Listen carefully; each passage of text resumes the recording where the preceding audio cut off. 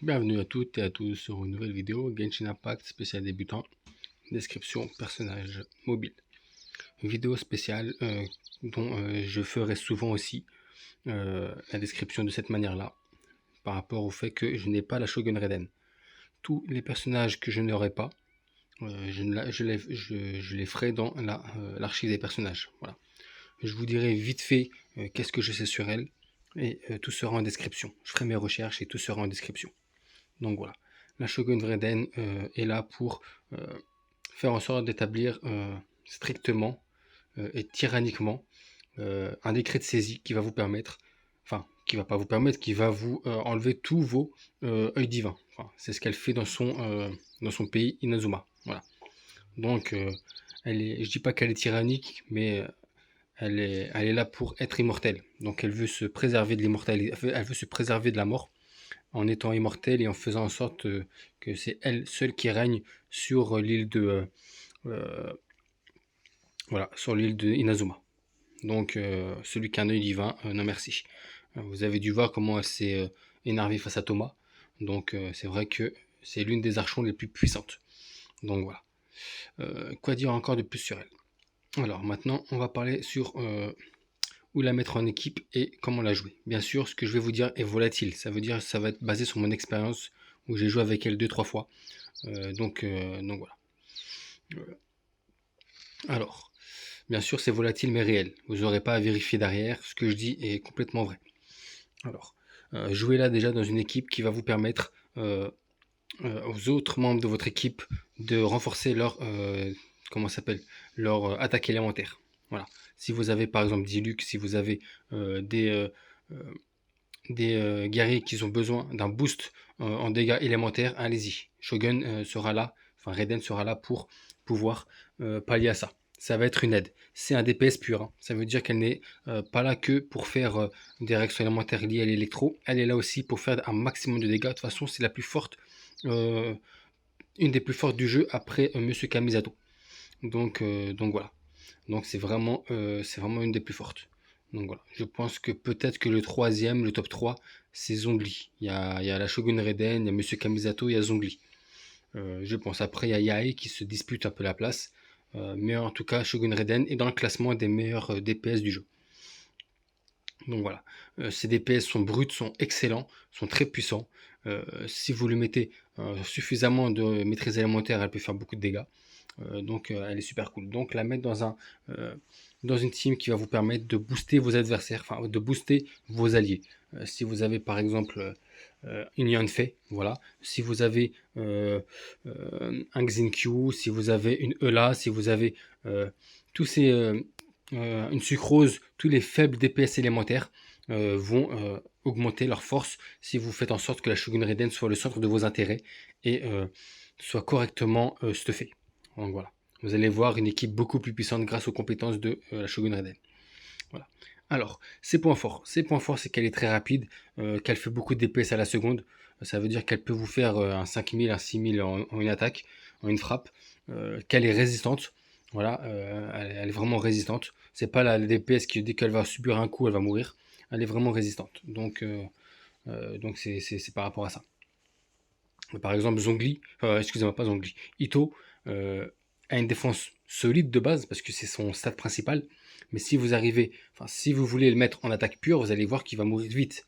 Et pourtant, c'est l'un des meilleurs géos du jeu.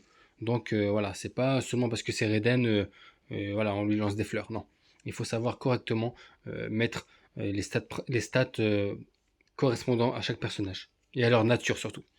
Alors, ses points faibles seraient peut-être que alors, ses points faibles, pour l'instant, là, j'en trouve pas.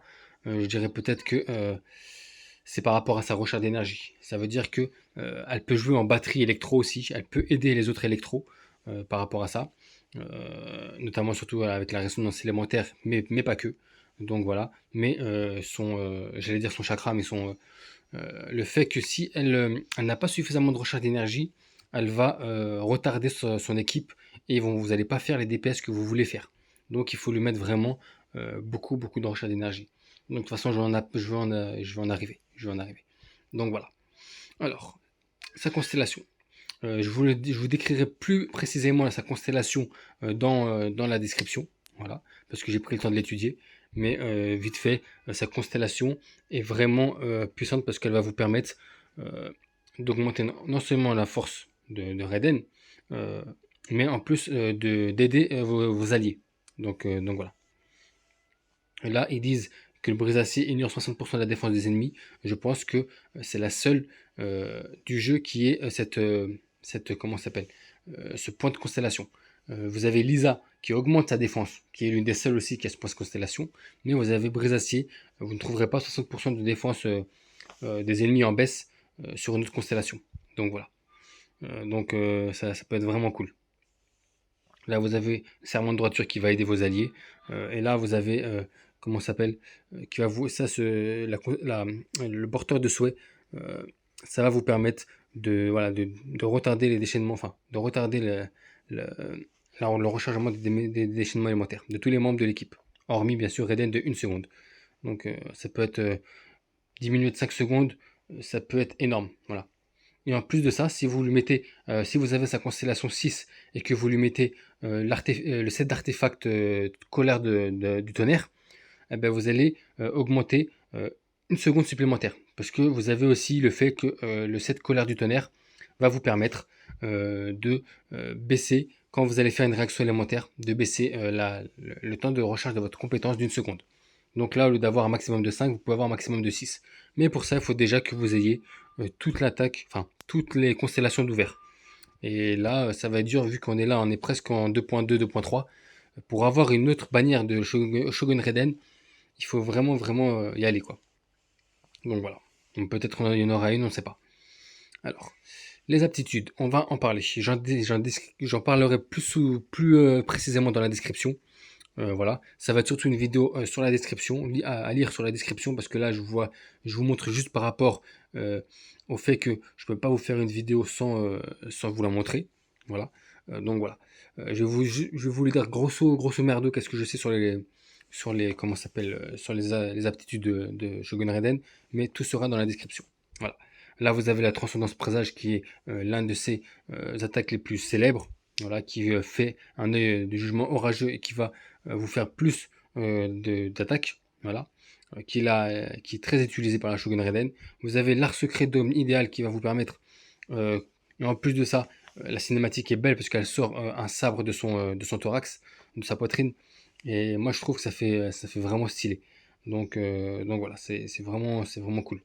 Vu que le nombre, vu comment on doit lire tout ça là, en vocal, je pourrais pas vous décrire parce que sinon il va falloir que je fasse au moins 5-6 jours, enfin 5-6 jours, 2-3 jours de révision sur la Shogun Raiden et j'ai pas le temps. Il faut que j'enchaîne, donc c'est par rapport à ça. Donc voilà, Euh, c'est par rapport à ça. Vous avez les passifs de la Shogun Raiden qui vous permettent d'être vraiment bien aussi, vous voyez. Donc là vous avez ça, de toute façon je vous les montre, voilà. Donc voilà. Ça, c'est vraiment, c'est une bonne DPS. Elle est vraiment très forte. Elle est vraiment super, super. Donc, j'aimerais bien l'avoir, mais étant donné que c'est vraiment dur de l'avoir, c'est 1 sur 8 hein, pour l'avoir. Ça veut dire que vous avez une chance sur 8 de l'avoir. Donc, c'est vraiment dur. C'est vraiment dur. Euh, bon, cette vidéo n'est pas très courte, enfin, n'est pas très longue, pardon.